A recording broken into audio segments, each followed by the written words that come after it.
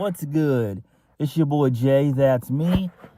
Let's discuss and dive into Halloween Havoc from October the 27th, 2024. A very solid, fun, premium live event outside of the main events. So we got some really good matches on the show. The only problem, like I said, was the main event. But it is what it is. I'm just thankful and glad that Trick Williams and Ethan Page, their feud, it's finally over with. So that's good. So we kicked the show off with a narration by G.D. Dolan. So she gave us a narration. She went down the card and everything else. That was great. Normally, it's done by Shotzi, but she's still injured, so Shotzi probably will be back sometime next year. I don't know when, but she'll be back eventually. So, this actually took place in Hershey, Pennsylvania. I don't know why I thought it took place in Philly. So I apologize for that, guys. I really do. But it took place in Hershey, Pennsylvania, not Philly. So we kicked the show off with the first match of the night.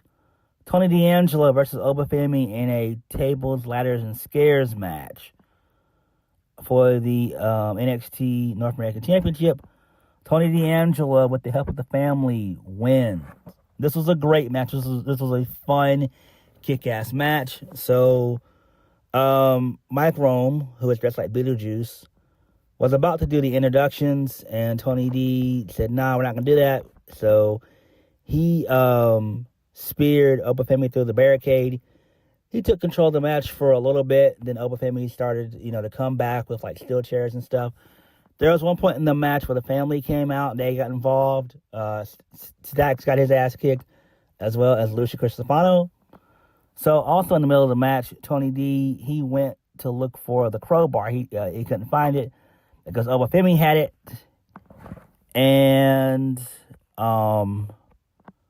so there was also another spot in the match where Tony D was zip-tied, and Cristofano and Stacks were taken out. So Oba was about to hit Rizzo with the crowbar, but she was able to, take it from him. She used it on him, which was great. So then the finish came when the family, they started ganging up on Oba Femi. So this allowed for Tony D to hit a lariat. Then Lucia Cristofano and Stacks, they hit the shatter machine. And then Tony D hits the spine buster through the table for the 1, 2, 3. And he retains the North American Championship. This was great. I love this. Excellent shit here. Oba Femi kicks major ass. Same thing with Tony D. This is great. Now that Tony D and Oba Femi are done, their feud is over and done with, Shawn Michaels needs to build up Oba Femi for the remainder of the year. Have him win the Iron Survivor match. If they do it again at NXT deadline in December, I would assume they're going to have it in December. They might have it in January. I'm not sure. But I would assume that they're going to have another pay-per-view in the next couple of months. I would assume that. Either way, they need to have Oba Femi win. Oba Femi needs to win that match. Build him up all the way through WrestleMania season. And then we get what everybody wants. And that is Oba Femi versus Trick Williams for the NXT Championship at Stand and Deliver WrestleMania weekend.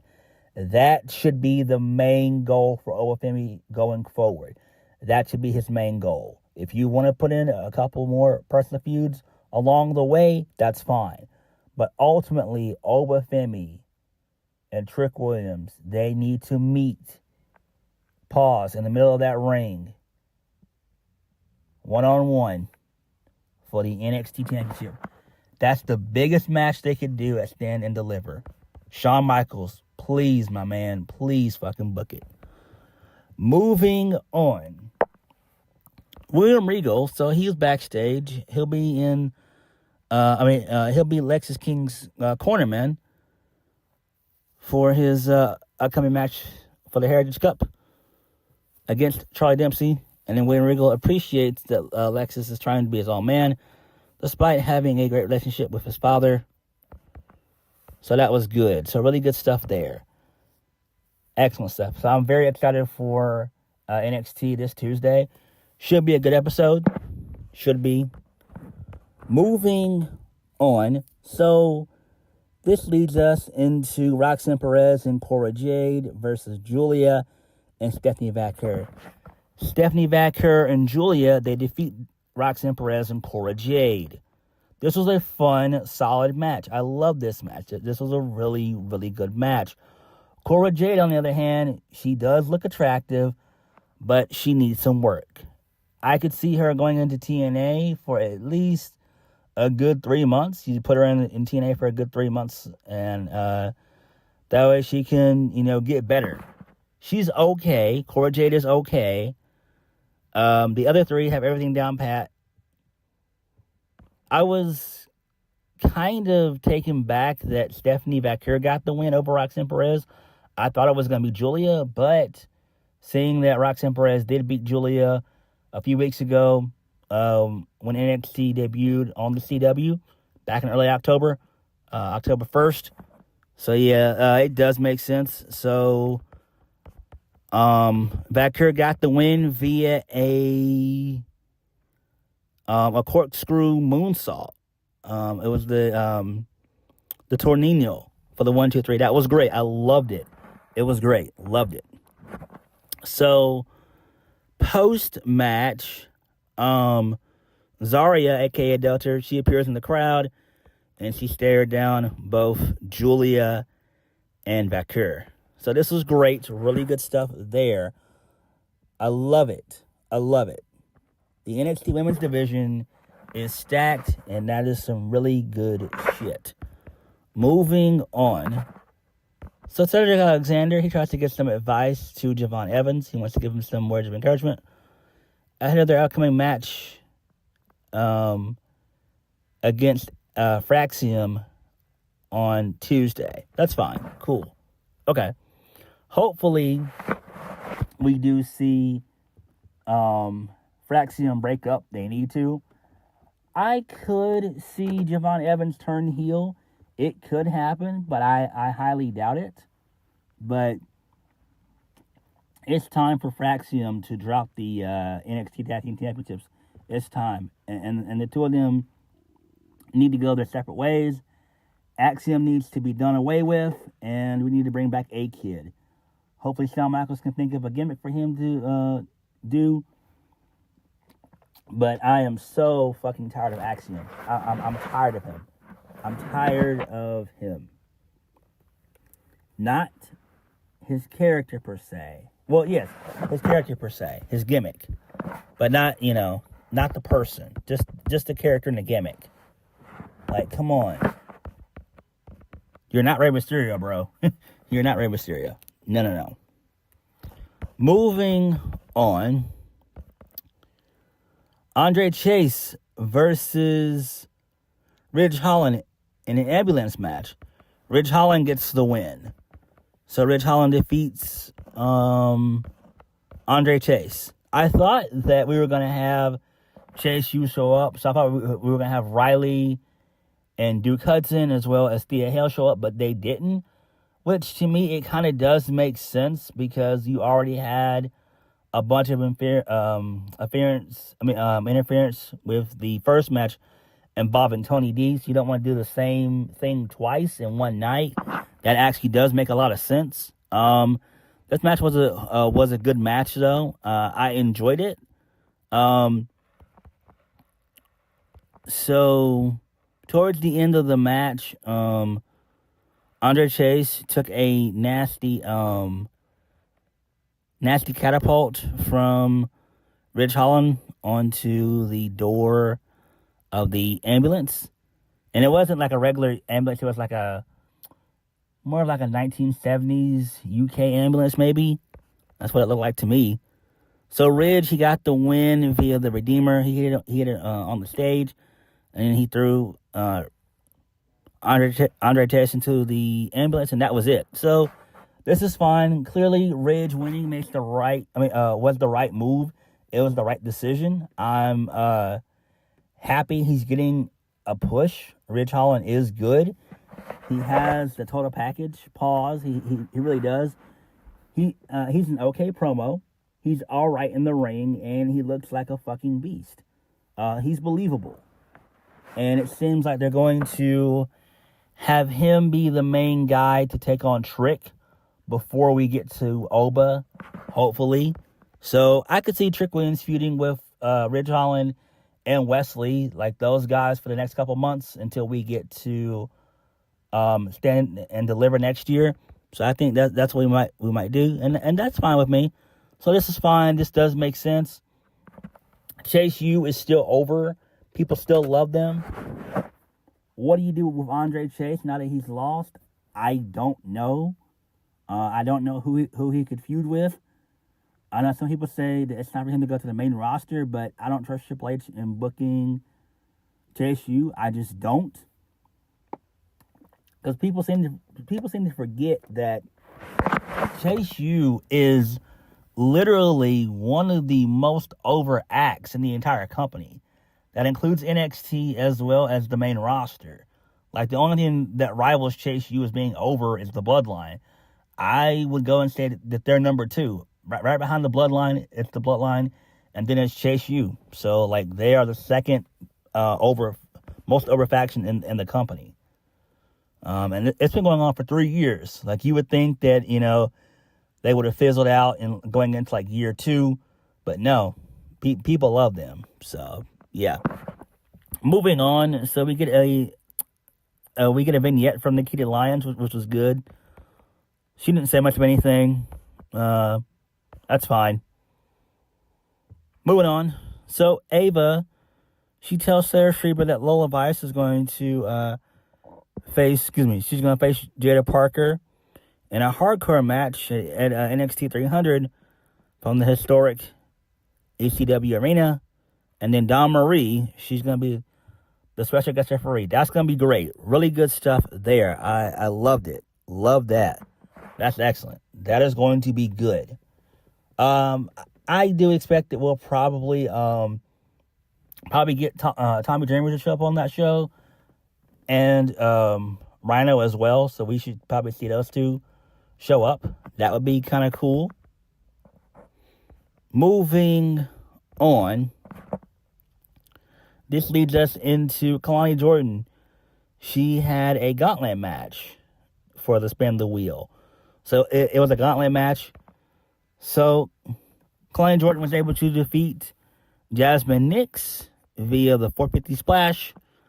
And she was able to defeat JC Jane via a Japanese leg clutch for the 1-2-3. That was cool. So post-match, JC Jane attacked Kalani Jordan, and then she attacked her with a rolling elbow. Fallon Henley came in. She picked up the bones. The other members of Fatal Influence that got involved.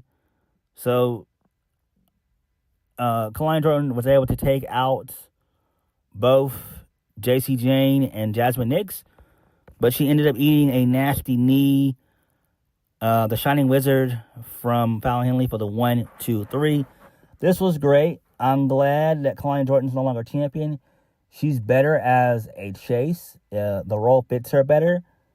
Fallon Henley needed this win, and I predicted that it would kind of go this way anyway. I predicted that Fallon Henley would win the match anyway. NXT, they've got to bring the tag team titles back. They need it. If they're going to build the division right, it seems like they're going to keep Stephanie Vaquer and Julia as a tag team for now, as an alliance tag team, which is fine. That makes perfect sense. So post-match, Fallon Henley was about to cut a promo, but to no avail. Zaria a.k.a. Delta, made her second appearance of the night, destroying all three members of Fatal Influence, which was great. And she's going to be debuting. She's going to have her in-ring debut on Tuesday, which is great. This is fucking awesome. I love this shit. This is great. This is perfect right here. I love it. I love it. Moving on. So Rich Holland, he had a brief confrontation with Bully Ray, a.k.a. Bubba Ray. He was doing a recap of the show with Dave LaGreca. So that was fine. So they had some words. Also, Tatum Paxley, she came out right before the main event, and she was being a pest to Ava, and so she spun the wheel, and it landed on a casket match. So it's going to be a casket match between Tatum Paxley and Wendy Chu. That should be fun. We could see Rosemary from TNA show up. That would be kind of cool, since that duo is no more. And maybe this allows Wendy Chu to revert back to her babyface persona, where she's, wearing the onesie and all that, and, stuff like that. So that would be cool. Good stuff. Main event of the evening. Trick Williams versus Ethan Page in a Devil's Playground match, which is basically a Falls Count Anywhere match. Trick Williams wins. The match was so-so. It was all right. So Trick had the match won early on. There was one part in the match where he hit the Trick knee early on. I believe it was like 10 minutes in, and he hit it. And then Ethan Page apparently got his arm, his hand on the rope. And the referee counted 2. He should have counted 3 because there's no rope breaks in a Falls Count Anywhere match. But that was his botch. It is what it is. I get what they were doing and going for. There was one spot in the match where Ethan Page, where he hit the Eagle's Edge using the steel steps to the announce table. He got a 2 count. Him and Trick, they fought some more. Ethan Page did a nasty scoop slam onto the edge of the steel steps. That was brutal. That was nasty. There was also another part in the match where Trick was getting beat down, where he almost had some internal bleeding, and he was spitting up blood. And officials were, and the medics, they were like about to cut it off, but thankfully they didn't. So Trick came back, and and this allowed for him to hit the so Trick Williams got back in the match. So Ethan Page began to scream at Trick, saying he didn't have the what it takes. He has the devil inside of him. And so Ethan Page, he hit Trick Williams with the steel steps. He also low blowed him as well. And so Ethan Page was going to go for another shot to the head using the steel steps, but Trick used the low blow on Ethan Page. He hit the Uranagi on the steel steps, and then he hit the Trick knee once again for the 1, 2, 3. Trick retains, and then post match, Rich Holland shows up. He fights Trick Williams. Ethan Page and Rich Holland have a quick little confrontation, and then both of them work together to take out Trick Williams, and then Bubba Ray, a.k.a. Bully Ray, shows up to take out both Rich Holland and Ethan Page, and then Bubba Ray and Trick Williams, they stand tall, and that was the end of the show. This was fine. This makes perfect sense. This is just going to be a tag match that's set up for NXT 2300 on November 6th. That should be fun. That'll probably be the main event, more than likely. And then hopefully Ethan Page, maybe he gets put through a table, but maybe Devon shows up and Bully and Devon do a 3-day through the table, writing off Ethan Page, sending him to the main roster. Whether he goes to Raw or SmackDown, I don't care. Ethan Page is okay, but he doesn't need to be there anymore. He served his purpose, and, that's fine. Overall, Halloween Havoc was fun. I enjoyed all the matches except for the main event. The main event was okay, but it could have been better. But it is what it is. So, Zaria showing up, feuding with the Fatal Influence is great. That's cool. Tony D beating Oba Femi is great. That's cool there. Fallon Henley being the new NXT Women's North American Champion. That's great. That's fine there. Shawn Michaels just needs to bring back the Tag Team Championships for the women in NXT. That would be great. The ambulance match was good. That was fine. I'm glad that Ridge Holland is going to be probably next in line to face Trick Williams and then probably Wes Lee. So, that should be fun. But, what did you guys think of Halloween Havoc? Like, comment, subscribe. Peace.